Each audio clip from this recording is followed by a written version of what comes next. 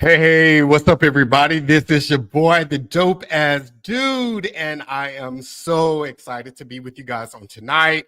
I'm really excited because, this is our time together. So, again, I'm just happy that you are joining me on tonight in the podcast, and I'm excited about the guests that we have.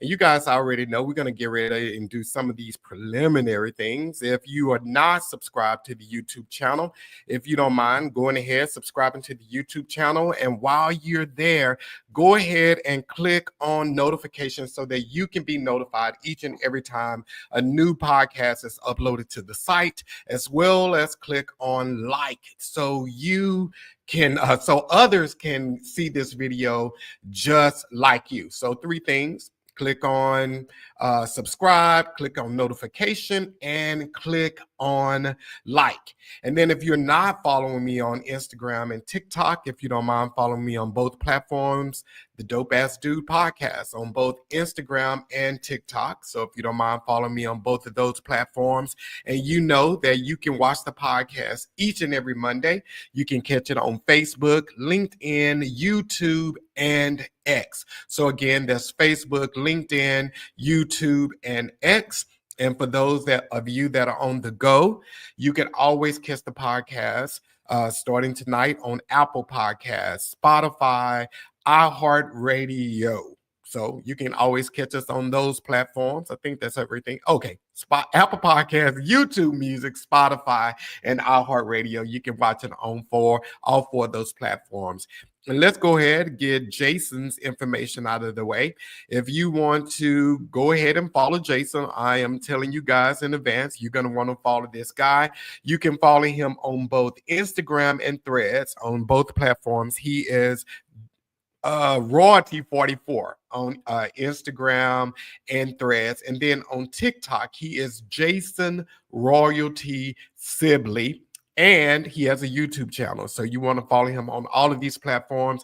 And on YouTube, he is, let me see here. I just had him memorized. It is, let's go here. Jason Sibley 5814. So on YouTube, you can follow him at Jason Sibley 5814. So let's go back over that again. On Instagram and TikTok, he is Royalty 44. On Instagram and Threads, he's Royalty 44. TikTok, he is Jason Royalty Sibley.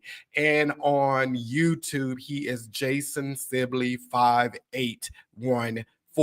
So I came across this guy on Threads, actually. So I'm out on Threads, and I came across his profile on Threads. He was posting some inspirational video. He had posted one on expectation.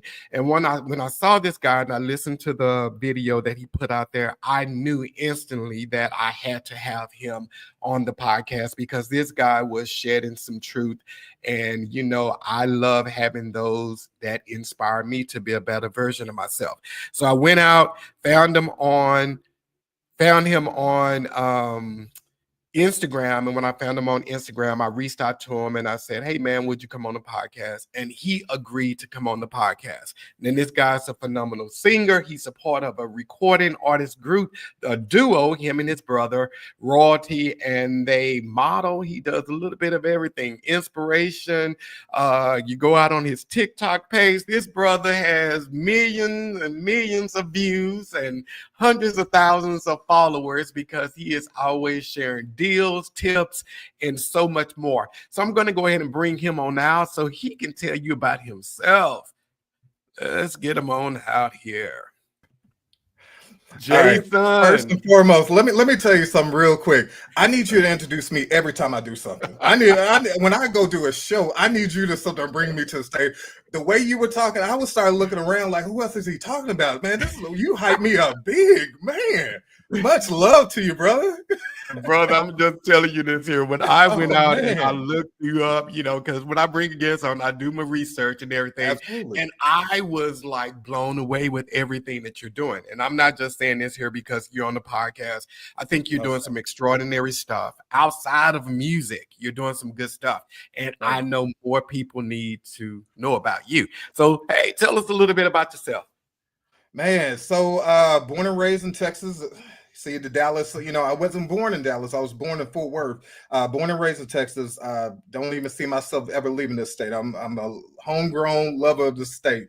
Like you mentioned before, identical twin brothers. So, we started singing probably around the age of 3. And then, my family, I come from a family of, got 2 older sister, baby sister, and then me and my brother in the middle. I'm a proud dad of a 23-year-old and a 17-year-old. So it's a lot of great things in my life. I'm trying to like lump it into one because I don't really talk about myself often. I'm always talking and promoting other people, so it's kind of hard to talk about me for a little bit. But I think kind of what you nailed on the head. I think we were taught to sit there and put our hands into everything, use those God-given talents and sit there and go after everything you can go after. So, whether it be, I remember growing up and we had to do, Friday nights meant you either went to Blockbuster and rented a movie or we did talent shows. So a lot of stuff that we do now as adults is what we actually did as kids, doing poetry in front of each other, acting out scenes, singing, dancing. It was a lot of stuff, my family really promoted us, digging into our creative side and really, putting it out there. So, I mean, that's pretty much me. Like I said, it's kind of hard to talk about myself because I'm always talking about everybody else. But yeah, in a lump sum, that's a summary. Elevator statement. That's my elevator statement about who I am.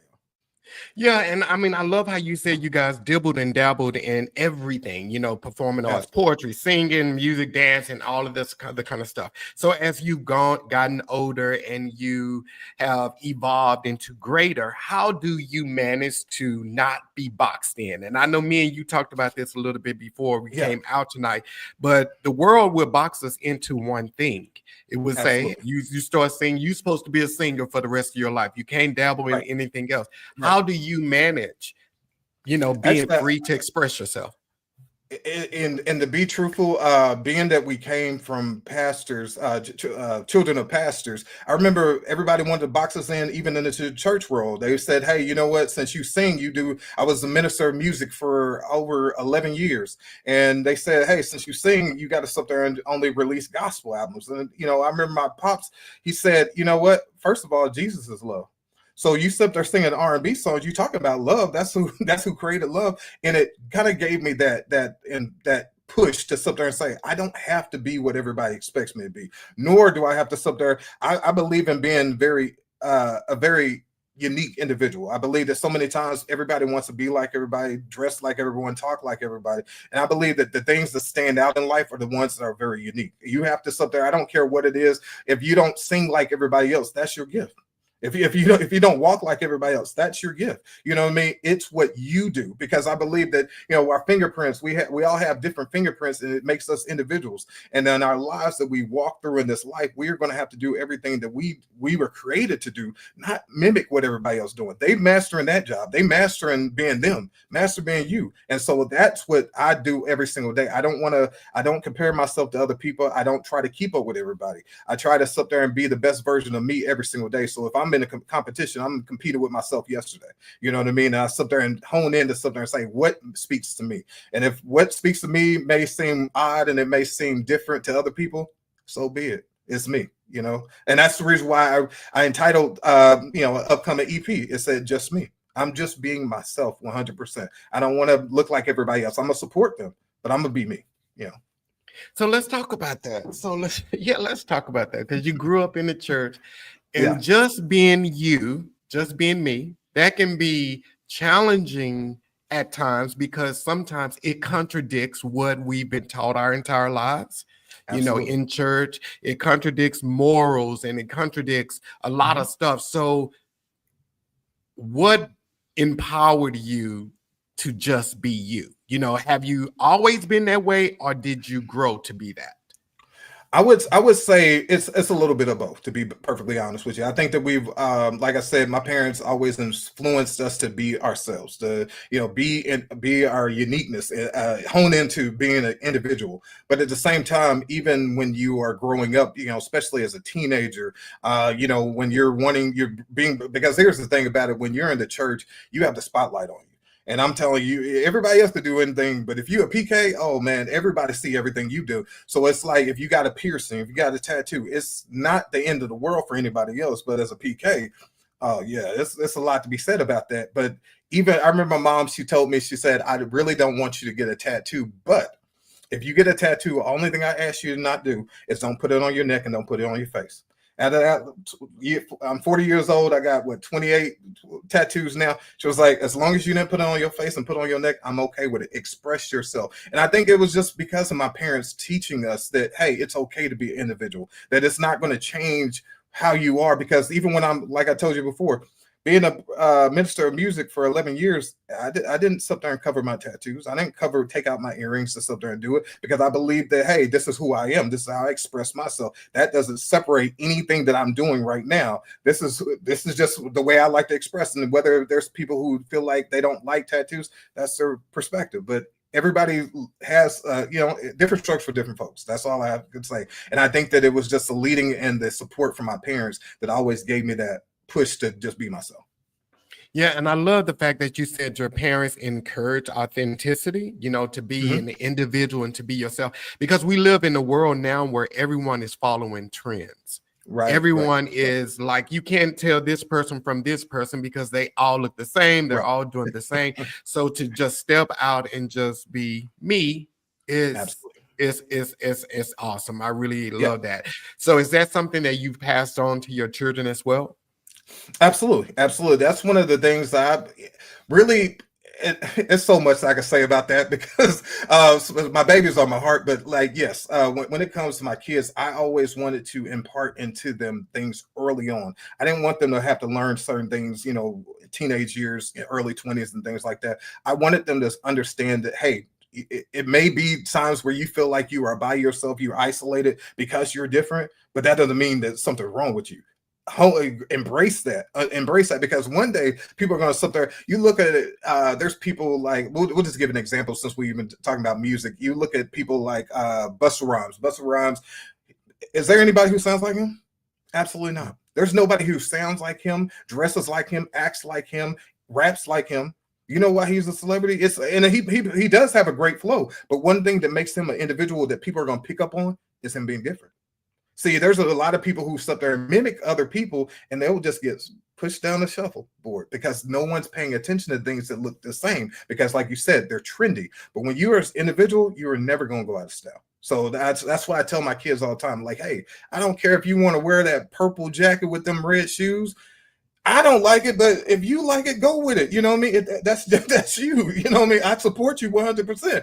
But just whatever's going to be you, just do it. It don't matter. Like, we don't need. I think that so many times right now, the world is looking for a standing ovation, and you're never going to get a standing ovation. The world is looking for likes and views and things like that, and they think that that's going to measure who they are as a person. And I don't care if you sit there and post a video talking about your business, your podcast, your clothing brand, and you get one like, and that's probably from your mama, your grandmother, or cousin. You know what? Hey, that's all that matters. I don't care about getting all this other stuff. I didn't do it to get likes. I did it because I loved it. I had a gift to do it. I didn't do it to get all this other stuff because I remember one time one of my friends, she had posted a picture and then she took it down. And I said, why'd you take that picture down? You just posted it. She said, because after 10 minutes, all I got was 2 likes. Mm-hmm. But so you chasing likes, you know what I mean? So that's, I know we could dive into that and that could go down a whole rabbit hole when we talk about social media and things like that. But yes, when it comes to my kids, I tell them, like, don't do it for affirmation. You are your affirmation. Just keep doing you and everything else going to follow suit. And I'm glad you taught that to them because that is such a powerful lesson. And most people our age still haven't grasped that. They still haven't learned that, you don't need affirming from anyone else. Affirm yourself. Every day you wake up, affirm yourself. And I get it. In life, sometimes it's hard. It's hard when you are always you're taught this is what you're supposed to have. This is what you're supposed to look. This is what you're supposed to do. So when you look at yourself and you measure yourself to that, you compare yourself to what they're telling you, you come up short. And that's what I always tell people. Anytime you compare yourself to someone else or something else, you're always going to come up short because you are comparing your reality to your perception of them or it. So Wow. And I I love. always live by the statement, you know, they always say keeping up with the Joneses or the grass looks green on the other side. And I never believe that. I believe the statement that if people sometimes say the grass is green on the other side, it's only because the person on the other side took care of their grass. See, if you water your grass is going to be just as green. But you sit there worried about their grass, you're not worried, paying attention to your own grass. So that's my thing. I'd say fine tune on what I'm doing. If I sit there and just keep doing me, that I'm going to be prosperous. I'm going to be successful. I don't have to keep keeping up with the Joneses because you don't know what the Joneses had to go through to get what they got. So there's some people. Absolutely. So there's some people. So they're like, man, I ain't been on a vacation all year, but you don't understand that the person who's posting all these vacation pictures is in debt right now. They don't even know how to sit there and pay their light bill, but you sit there saying, "Oh, I got to be like them." Do you really want to be like them? Because you may not know their true story, nor you may not know. And I'm not trying to get religious, but you may not know the story that they had to go through, the storms they had to come out of before they got what they got. So to stop looking at what other people have, just keep running your race. Yeah. Keep running your race. I Love love that. that. Keep running your race. So let's get into it. Let's talk about the Yeah. royal bloodline. Let's talk Oh about you man. and your brother Yeah, forming man. this group. So tell us, like, how did that come about? Because the group is called Royalty. So Yeah. how did you kings come together Oh, and form this group? okay, so actually, it's going to be a two-part answer. So first and foremost, like I said before, we're singing. My mom's a singer, and so she was singing in church, and I think by the age of 3, she said by the time we were able to talk, she taught us how to sing. And so some of our first singing times were. I remember one of the first times I ever sang in a church. I was singing at a funeral.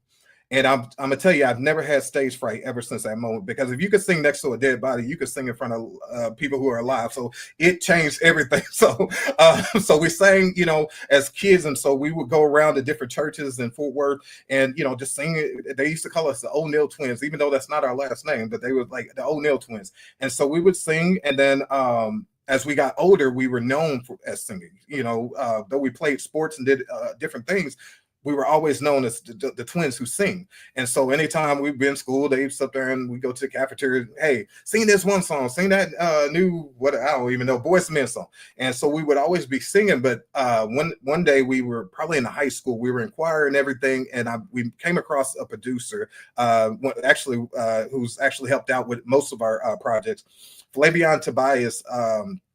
He was the one who first put us behind a microphone, and we kind of did it in a playful way. I've been writing probably for maybe 3 or 4 years before that actually took place. And so he was like, well, if you're writing, why don't we sit there and put it to some music? So I was like, okay. So we got in the studio, recorded our first album. I don't even know whatever happened to that album, because that was, I was 16 years old. I don't even know what happened. I wish I still had that. But we went into the studio, but then we stopped doing music. We did not touch music from 16 all the way until roughly 34, 35 years old.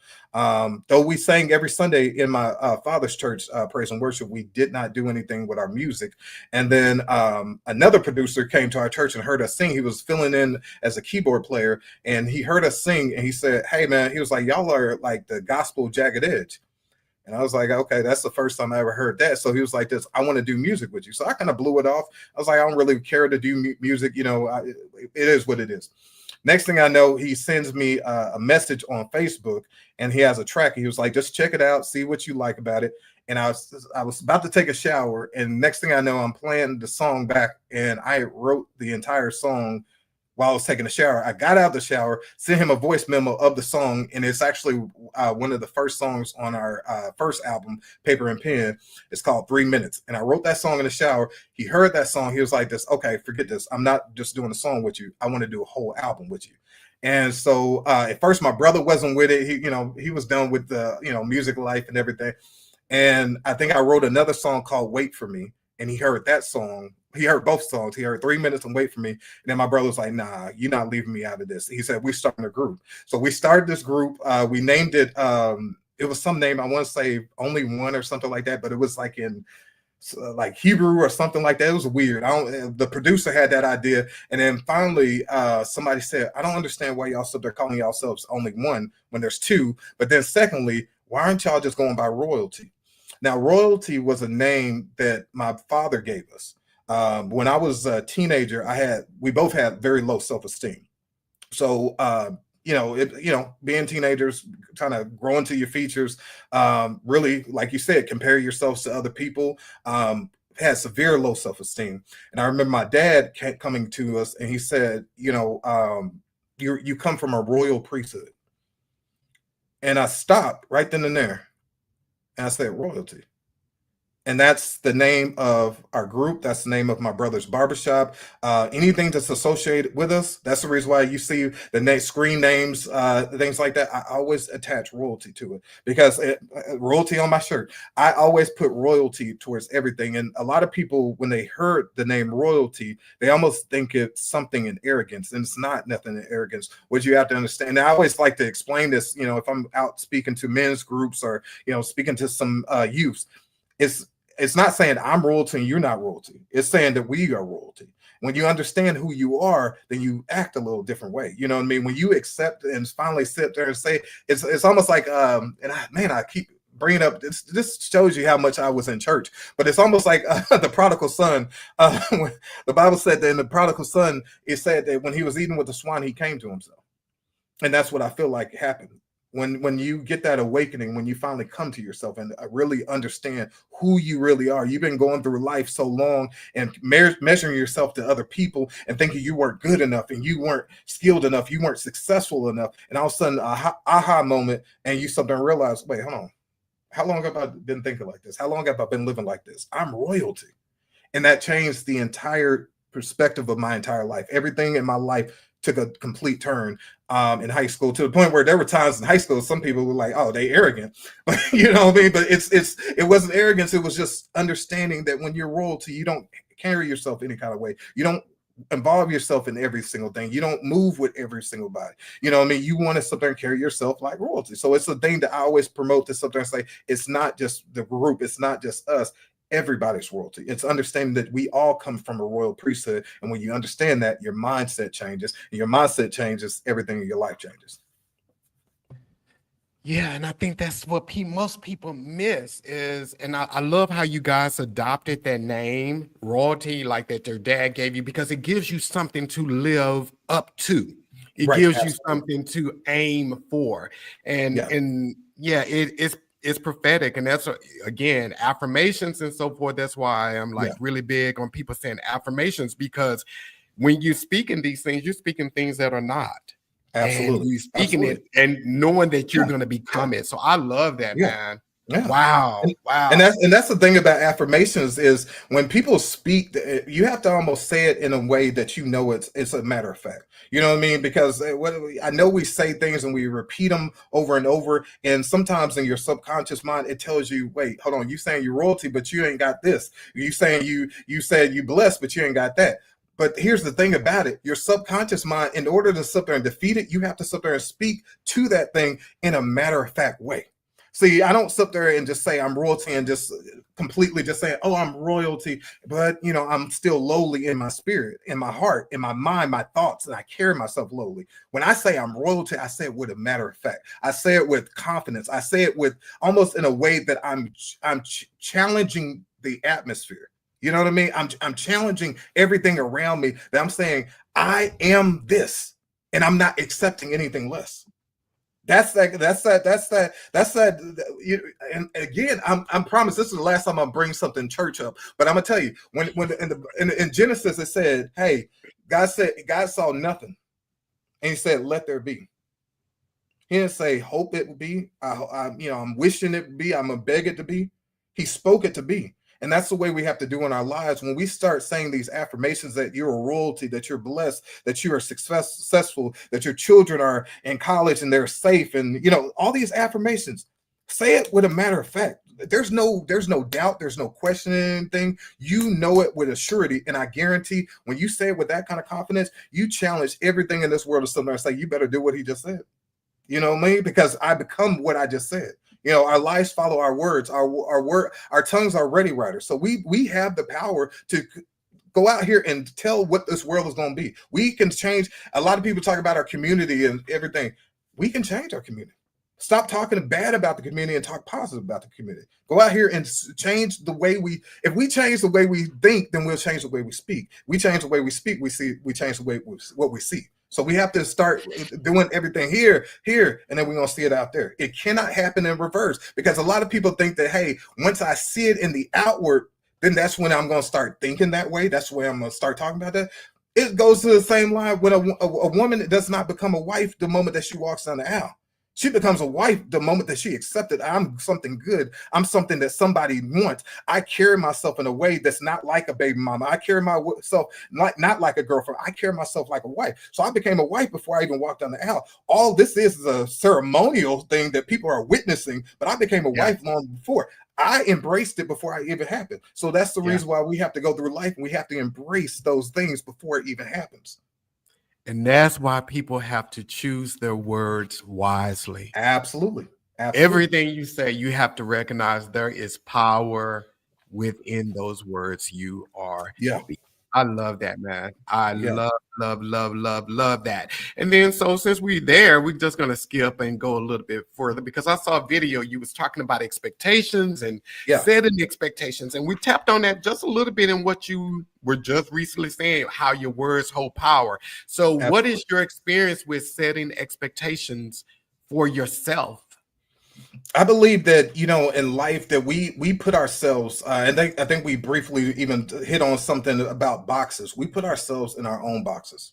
There is no such thing as a limitation unless you put a limitation on yourself. I always think about the story about they put a elephant and they tied a chair next to him, and the elephant kept seeing this chain connected to a chair, and he would not move, because in his mind, I'm chained to this chair, cannot move. Even though I'm stronger and I can overpower this chain, I'm not going to move anywhere.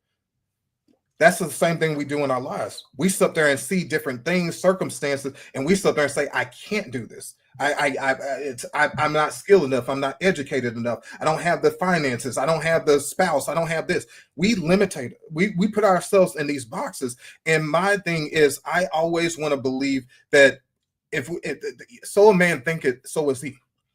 And I'm sorry that if you're going to sit there and want the greatest things in life, you're going to have to sit there and change your expectations, because your expectations are the things that you're wanting to happen. It's almost like when you're driving down the street, and, new drivers, they'll understand this. When you're driving down the street, if you pay attention too far to this window or pay attention to this window, guess what happens? You start going that direction. Your eyes start tracking to where you're looking. The vehicle begins to follow it. So if you keep your eyes straight, I just was teaching my youngest how to drive, and I was like, just keep your eyes forward. You're not going to the left and the right. You're going straight. Now you can go and glance all you want to, but your eyes need to stay forward. It's the same thing with our expectations.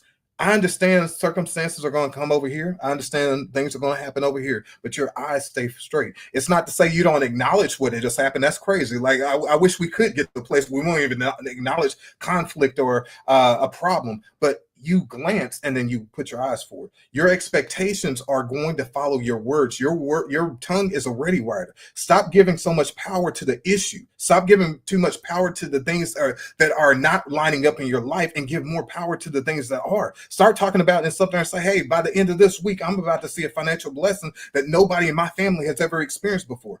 And I'm going to keep saying it, even though Wednesday, it may have not come. Thursday, it still ain't came. Friday, I'm still there getting a little nervous, but I don't let off my expectations, because everything, I remember I went out to, I probably was maybe like 24, 25. And I said, you know what? I want a new car. The car that I had, I'm talking about like the little cover on the bottom was scraping the ground. I was embarrassed to pick up my daughter, and this thing was just horrible. And I said, you know what? I want a new car. I did not have the finances in my account to do it. Actually, if I'm going to be perfectly honest with you, I didn't even have the credit to do it that day. But I said, I want this. And tomorrow I'm about to go get a new car. I drove out to a dealership out there in Duncanville. And I, went, I said, hey, I'm looking at some cars. They pulled out a few, because they thinking about this time, they ain't pulled my numbers up. They ain't talking about no down payment. They just bringing out the shiny cars and stuff. They say, yeah, go test drive it. I drove the car that I wanted, came back. We sat on at the desk. We put some deals together. I didn't pay anything down. They didn't worry about what my credit score was. My payments were exactly where I wanted them to be. I left my beat up car in their parking lot, and I drove off this brand new car. What am I saying with that is sometimes you are going to have to, Peter couldn't walk on water until he got off the boat. Sometimes you're going to have to sit there and say, my expectations are greater than the limitations I'm seeing. Sometimes you have to sit there and say, I'm not going to be crippled and paralyzed by what I'm seeing in front of me, but I'm about to change what I'm seeing. And so I believe that the sky is the limit. We hear that all the time. The sky is the limit. There's no limits, but we put them on ourselves. So I believe that if we get to a place of really speaking those things and expecting it to happen, not hoping it to happen, expecting it to happen, you're going to start seeing more stuff happen. But here's, before I wrap that up, what happens is we start thinking, but what if it don't? What if this happens? What if this happened? What if I start this new business and I fall on my face? What if I quit my job and I start pursuing this and this happens? The things that you fear and the things that you pay attention to are the things that you bring to you. So we stop putting our expectations on the great things that we want, and we start paying attention to the things we don't want. And you don't understand that the things that you set their feed into, you are what you eat. So if you keep eating negativity, all you're doing is bringing negative to you. So you're wondering, like, see, I told you it couldn't happen. No, it's because you didn't expect it. You expected the wrong thing to happen, and you kept your mind on there, and you set there lost focus on with the positive things. Yeah. And a lot of times too, I mean, another thing too, and this is why we have to be very careful with who we allow to be in our circles, because our circles will limit us as well. They'll speak, we'll share our dreams and our passions. Yeah. And because they're fearful, because they haven't done this or stepped outside the box, they will speak that doubt into us too. And before we know it, we are questioning everything about what we know we are supposed to do, what we know the next step is. Circles, ourselves, that whole enemy, not the external enemy, but the internal enemy that is speaking all of this doubt to us. And you have to set those expectations. And then another thing, also realize what our dreams are just a fragment of what God have for us. We can't even fathom or picture what he has for us. So eyes have not seen, ears have not heard. So even in your wildest dreams, you can't even imagine it. So we think too small. We think way too small. We sit there worrying, stressing, and crying over a light bill. And it's like, man, I would have gave you more than that. You talking about a $200 light bill? I would have gave you way more than that. I would have gave you more than that. I would have gave you a corporation, and you sit there talking about a light bill. You worrying me about a light bill. And I'm gonna tell you something. This is actually something I was going to share on my Thriving Thursdays I do on IG. But it's amazing that we miss something very valuable in the Bible. The Bible says that the promises of God are yea and amen. What does that mean? That means yes. Amen means that it's finished and it's an agreement. So a lot of times when we see that, we just reread it and go on with life. But here's the revelation I got from that. If the promises of God are yes already, that means you don't have to ask for it. That means you don't have to sit there and beg him for it. You don't have to snot all on the ground to sit there and get it. He's already said yes, and he said amen. So it said it's finished, and I come in agreement. So instead of when we're going to pray, instead of begging and saying, please, please, please, please, please do this for me, start praying and sit there and say, I agree. I come in agreement with what you've already said. It's mine. I come in agreement with the inheritance that you say belongs to me. Stop begging because I've already said yes. Because if we believe that our prayers were answered, we stop praying about it. We would say, because I asked a friend not too long ago, I said, what would you pray about if you woke up tomorrow morning and everything that you wanted was right before you?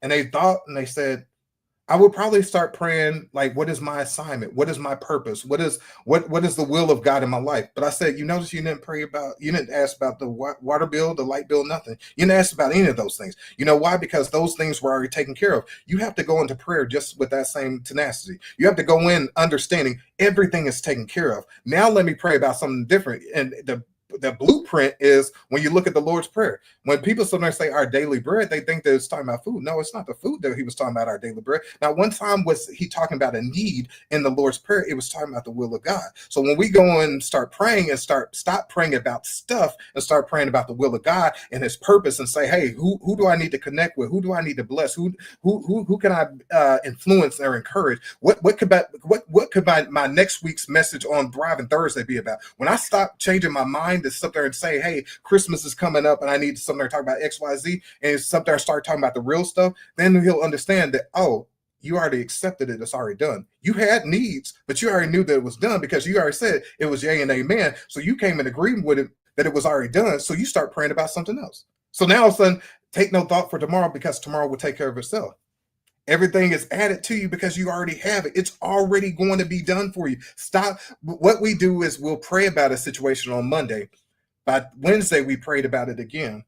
Thursday, Friday, and here comes Sunday, and we say, well, it never happened. Well, here's the issue. You kept coming to God about the same prayer that you got up and said, I believed it happened. If you truly believed it happened, you wouldn't be praying about it anymore. You'd be actually giving thanks, right? You'd be saying, oh, thank you for doing it. I move on with life because I know you have it handled. But we keep up there saying we bring the same things over and over to him and saying, when is it going to happen? And it's saying, once you leave it at my feet and walk away from it.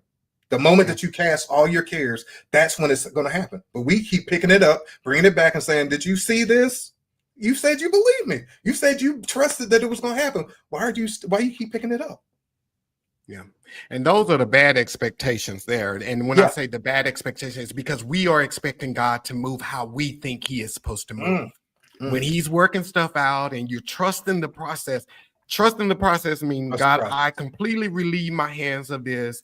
I'm giving it to you, and I'm just going to trust whatever you do and whatever outcome it has. And you just go along with the plan or blindly go along with the plan. And don't expect God to send this person to you. This is where your blessing is going to come from. No, it may be this other person over here that you just taken for granted. That's why I always tell people, you never know who people are in your future. Treat everybody with care, every situation with compassion and care, because you do not know if that is God's plan to bless you to get to the next level. So we can go on that all night long, man. I'm telling you. Because have you even had a situation where you thought you wanted something, you were actually glad God didn't answer that prayer? Yes, sir. So many things. Maybe months, years later, you like, thank you for not answering that one. You know what I mean? Thank you, God, for dodging bullets. so like you say, trust the process. Sometimes I know more than you know, so trust me in this. But yeah, you're right. We could go into that all day, every day. I ain't going to stop there hijack your podcast. No. This is good stuff. This is good stuff. So we have some comments out here. So let's go back through some of this stuff. So Centauria, see Shaw, this is a good friend of mine. I went to college with her. Centauria, all good. Right. Thank you for tuning in tonight. Centauria said doubts creeps in. We was talking about, that's when we were talking about, you know what we was talking about. And then she said, speak more Kita, hold up, I just saw that on here. Okay, Marquita said, that's good. Yep, I love that. Tisa came back, did some good stuff. Yep, and Saul said, amen, so true. And then Saul came back, and he said, we put God in, let's see here. Put God in the box of how we think the prayer should be answered. We try to limit him a few choices. You're right. Absolutely right. Yeah. I love that. So, okay, so you're a church boy. You know, you already said that. So you're supposed to write about love for Jesus and everything. And of course, you writing about love, the world love, you know? How do you come up with these love songs? Like, are they birthed through experiences, bad relationships, good relationships? How do you come up with it? And how much of it is really you? Some of this stuff we hear on the radio nowadays, these fools just write stuff. Ain't got nothing to do with them. They just write. No. Let me tell you now, that's the beauty in getting the opportunity. I've had a few people sit there and say, hey, I'll write for you. And I say, I want to write for myself. You know what I mean? Because I don't want to talk about something I don't know about. You know what I mean? I can't talk about being on the yacht. I've never been on the yacht. So I can talk about my own experiences. So yes, it's from past relationships, past heartbreaks, love found, love lost. It's a combination of it all. I think that most of the things not even most of the things, everything that I write is either I've sat there and the way I write is completely different. I'm pretty sure there's some songwriters who can just write just words together. I call that poetry, but for me, I like to sit there and hear music. light some candles, turn off everything, and I sit there and I let the music speak to me. And what I'm waiting for is an experience of what that music is talking to me about. Like every sound, and that's the beauty with music, that every song tells a story, and even before you hear the words, there's a story that's already there. And so sometimes I'll hear a track and I'm like this, oh, I already know where I'm about to go. I'm about to sit there and talk about this situation that happened to me. When you found that one true love and you fell deep and couldn't stop thinking about them, or maybe you had that true love because there's another side of love, and that's what we're going to get. And listen to my music, you're going to see both sides of love. You're going to see the love, on cloud nine, and you're going to see those moments where you lost it all and you had to sit there and pick yourself back up, because that's the true vision of what love is. Love sometimes hurts. Love is one of the most beautiful things in the world, but we've all, when you live this earth, you experience some love that is very painful. So I like to tell the story of what I go through. I try not to, because one of the things that everybody always asks me when I hear one of my songs or listen to the album, they be like, who was this about? And I'd be like, no, I'm not doing that. I'm not about to sit there and name no names. I'm not about to sit there and do that. I do write from experience, and if they listen, they'll know who I'm talking about. But I'm not gonna call nobody out. I'm not what this line in this song means. You said my tires on flat. She grew up in a little town in Oklahoma. I ain't gotta say no names. You knew who you were born in Oklahoma. You know who it is. So yeah, you know who it is. Okay. So how long does it normally take you to write a song? Ooh, that's a very good question, man. To be honest with you, I would say on average, maybe an hour to 2 hours. There's songs I've written less than that. There's songs I've written less than 20 minutes. Sometimes, most of us, you being a songwriter, sometimes the juices are flowing and you just, everything just coming at you all at once and you can just easily do it. But then there's sometimes that you want to take your time with it. And kind of what I was saying earlier is that I don't like to just put words to a beat. I want to tell a story. I want it to connect to the emotions. I want to do wordplay. I want to sit there and say this, and it was like, oh, that lyric, you know what I mean? I don't want to sit there and just match and just say, hey, I'm done. Now sometimes it does get to a place where you're on a timeline, you got a deadline. The producer saying you got to have this these songs written by X day, and we got to record it by this day.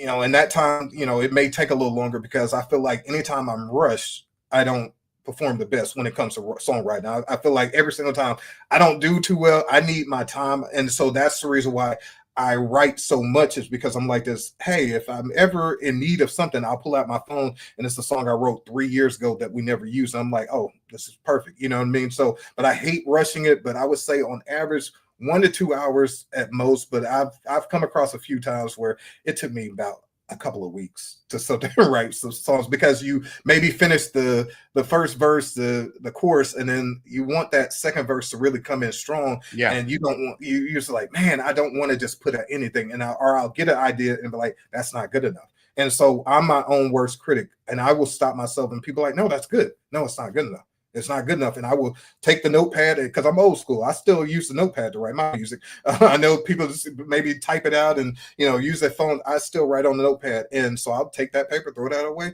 or put it away to use later. But until I feel like, it's almost like this weird thing. I get like the hairs on the back of my neck stands up when I hear a line or I write a line. I'm like, that's it. It happens to me every single time. Once if I write a chorus and I'm like, that's it right there. If I don't feel the hairs rise up, then I'm like, no, that wasn't it. That was, you were basically just doing this just to be doing it. And you're not really saying nothing. You just putting words to a beat and saying, hey, this is quality. No, I can't do that. If I'm putting my name on it, I want to put out quality. And if that means I'm putting out 5 songs on the album, then so be it. Then that means 5 songs on that album. I know I put my heart and soul into it. And that's the reason why these albums and this music are my babies, is because I don't just put out anything. I put my heart and soul to it. I speak my truth, and I give my true feelings about matters. So, yeah. So what is your favorite song that you've written? Man, did you Google the most best questions to ask somebody? Because that is a great question, man. That is wow. Way too much Golly. following it. Wait to the next question. Man, that is a good question. Um, man, I would have to say um a song. It was a song called "For Whatever It's Worth." And the reason why I say that's one of my favorites is because I was literally sitting there in my apartment one night and I was just playing with the guitar and I, wrote the first word, the first line. I'm sorry, and I just kept singing the same song, and I'm like, "This have I heard this song somewhere?" And I was Don't you like, hate that? yeah, I'm like, did somebody? So I'm Googling, I'm looking on YouTube trying to say, where did I hear this song? It wasn't a song that I heard before. It was a song in me. And I began to sing this song and I wrote the entire song playing on the guitar. That was when I was dibbling with the guitar for a little bit and sent it over to my producer, Andre. And he was like, you have to record this weekend. And he even kept it's weird. He even kept the sound bite of when I sent him the voice memo of me strumming on the guitar. He kept that. I was like, take that out. That was just so I could show you. He was like, no. He was like, I want to keep it authentic, and he kept that part in there, and he just play some keys over it, and that's got to be one of my favorites because basically it's basically saying we grew apart for whatever reason, but I never stopped loving you. And it made me think of different people in my life who I not every single time doesn't mean that sometimes you were in a relationship and or out of a relationship and it probably wasn't all bad. Not all breakups are bad. I mean, sometimes it's just it was a bad timing. And so, but your heart is still there. You wish them the best and everything, but it wasn't for ill reasons. We don't all have that toxic situation. There's some situations that are actually just really good. Maybe you were immature, maybe you were not in the right place, right state of mind, and it just fizzled out. And that's what that song was about. Just something fizzling out, but you still years later still love them and hope they're well. So. And what was the title of this song? For Whatever It's Worth.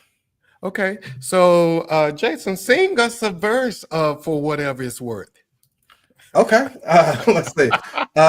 See, doing it without my music. Let's see. We grew apart for whatever reason. Neither was at fault. Just the ending of our season. There's no do-overs in this life, so we just have to do things right for whatever that is worth. I never stop loving you. I never stop loving you. Something, yeah. It's hard to hear it without my music, man. and you put me right on the spot. I'm like, man, I ain't sang that song in years, man. Like that was fire, brother. Early albums, man. I love it. So okay, so we have some questions here, and I'm gonna go back to this one question because I definitely don't want to mess this in here as the chat is going on here. So let's see here. It was from Centauria. She says, can you give steps on how to address the doubting thoughts? We definitely want to get that one before we move on. Yeah. The thing is, I believe in, kind of what I said earlier, where, when you have those thoughts, we don't want to sit there and pretend like they're not there. You know what I mean? I think that so many people, you can look on YouTube, so many people just like erase those thoughts. Those are real thoughts. Your subconscious mind is telling you, just for example, if it is financial, how do you sit there and ignore the fact that you are in need of something today? You need it today. So you need something. Those negative thoughts are going to come and you're going to start doubting along the way. So my thing is don't ignore it. Identify that, I have these negative thoughts, but always it's something I learned when I used to do telemarketing. When I did telemarketing as a teenager, one of the first things they would say is have a rebuttal. So I don't care if I was selling on the phone and I'm sitting there trying to sell you long distance coverage. I'm sitting there, you saying, no, I don't really want this. I had my rebuttal ready. And so that's what you have to have even when you're having those negative thoughts, get your rebuttals ready. If you sit there and say, "Man, I am blessed and highly favored," and that negative thought or that doubting thought comes up, have a thought ready for it. Sometimes I don't even care if you have to speak it out of your own mouth. Sometimes it's better for you. Don't even talk to yourself. Say it out loud. Every single time that a negative thought comes, because we cannot control negative thoughts from entering in, we control how much we feed into those negative thoughts. I don't care what happens, we're going to think of certain things, but it's always how do we feed that seed. Doubt is nothing more than a seed, and it only grows the more we feed it. So if I have a negative thought, the first thing I do is, what is my rebuttal here? I am blessed. I'm the head and the tail. I'm the head and not the tail. I'm above and not beneath. I am a lender and not a borrower. The cattle of 1,000 hills belong to my Father. You know what I mean? I'm starting to, the Lord is my shepherd, I shall not lack.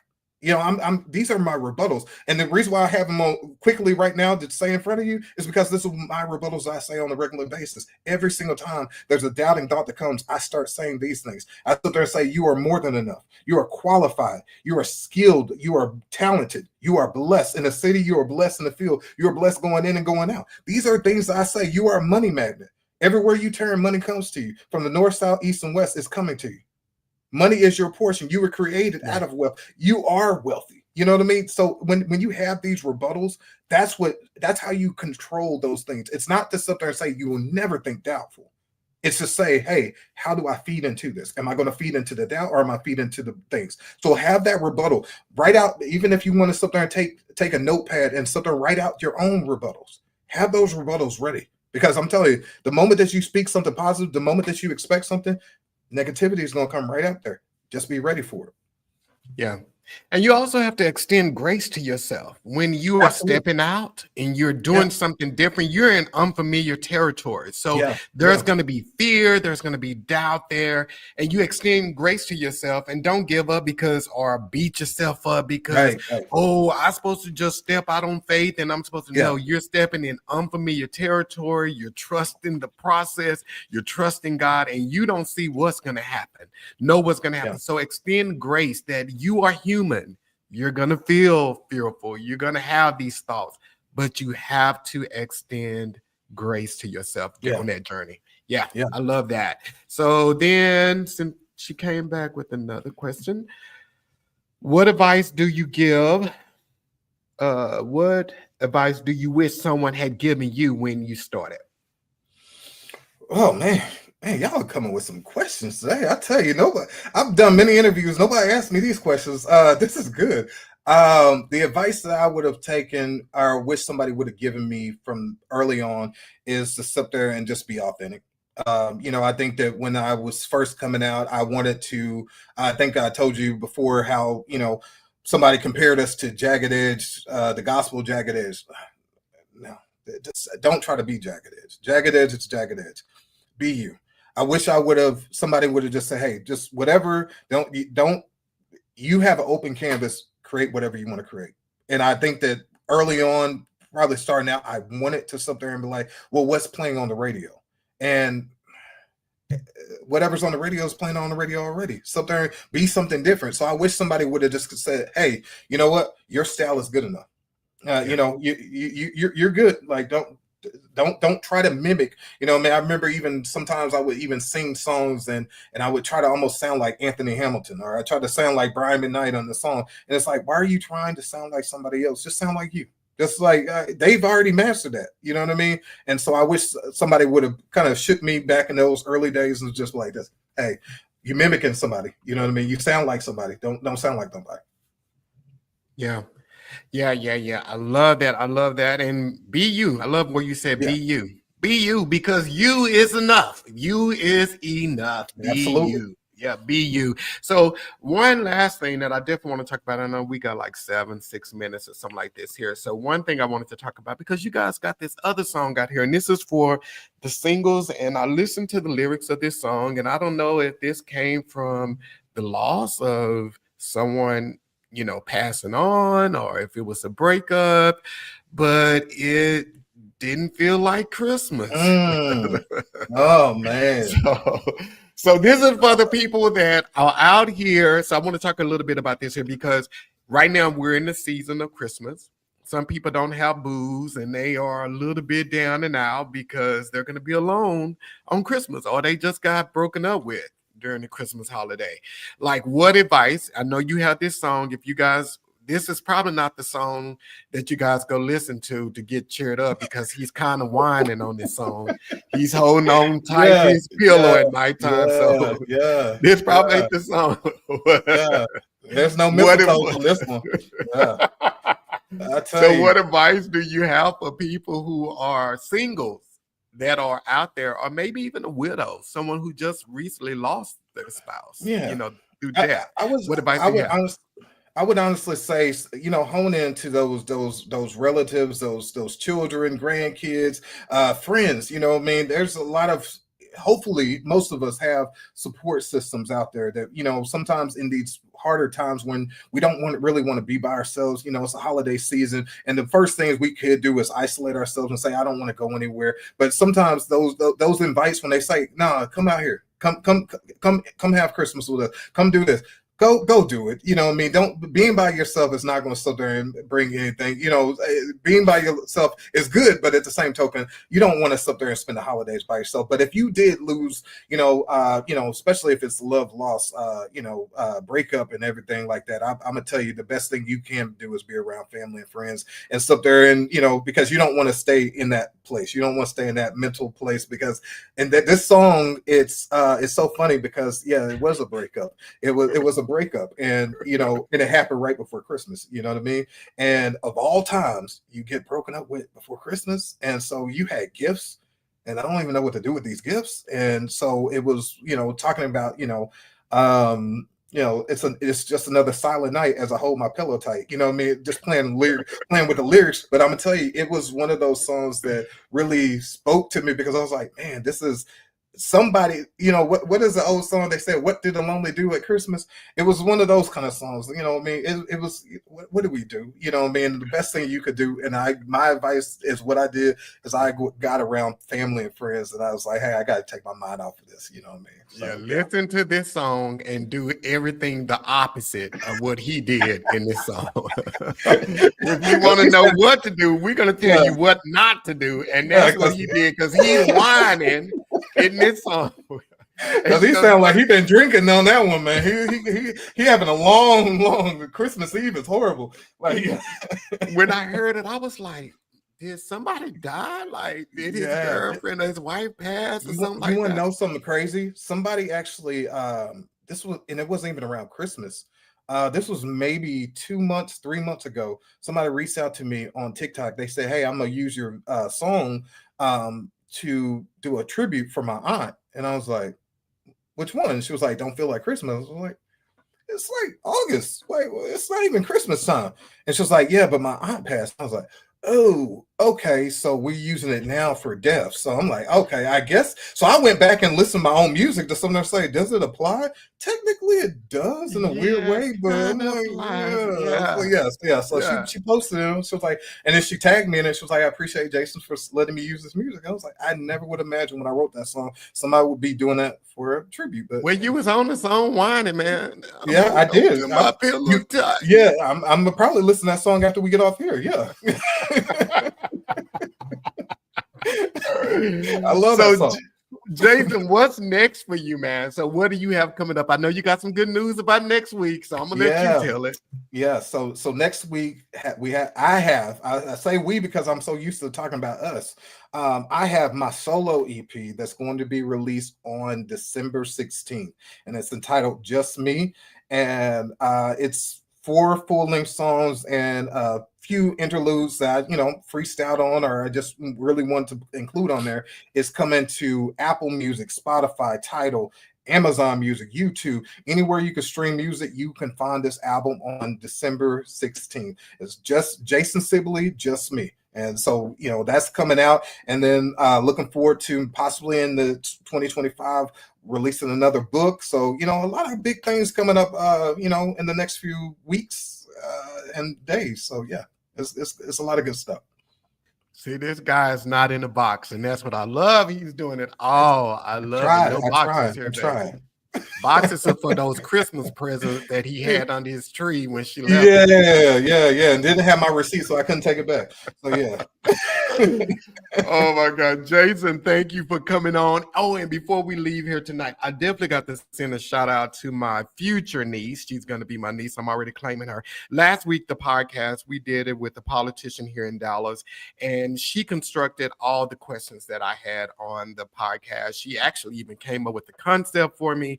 And Marsha, I know you're watching this. I am grateful for you and thank you so much for doing that for me last week. I forgot to do it last week, but I could not end tonight without acknowledging that your hard work and your creativity and your brilliant mind. I love you to the moon. Thank you so much. So, Jason, I know I'm going to be jamming your music next Monday, and I hope that everyone else is listening to it. And we're definitely going to have to get you back when you release your book. We're going to get you back when you release your book, man, to talk about that and sit down and chop it up on that. But everyone, thank you so much for coming on tonight. Next Monday, we have another singer, James Mabel Jr. He's out of Houston. He is a worship leader, and he's doing some big stuff, man. This cat lives in Houston, but he's flying to D.C. on first and third Sundays to lead praise and worship. And also, he's like everywhere doing stuff. So God is really opening up some doors for him. So I'm really excited to have him on here to talk about his journey. So everybody, next Monday, 7 p.m. Central Standard Time. And Jason, thank you so much, my brother. Oh, and don't forget to go follow Jason. It is going at the bottom of the screen on IG and Threads. He is at Royalty44. TikTok, he is Jason Royalty Sibley. And on YouTube, Jason Sibley 5814. Go follow this brother on all of those platforms. And until next Monday, peace. Peace. Thank you. Yes, sir.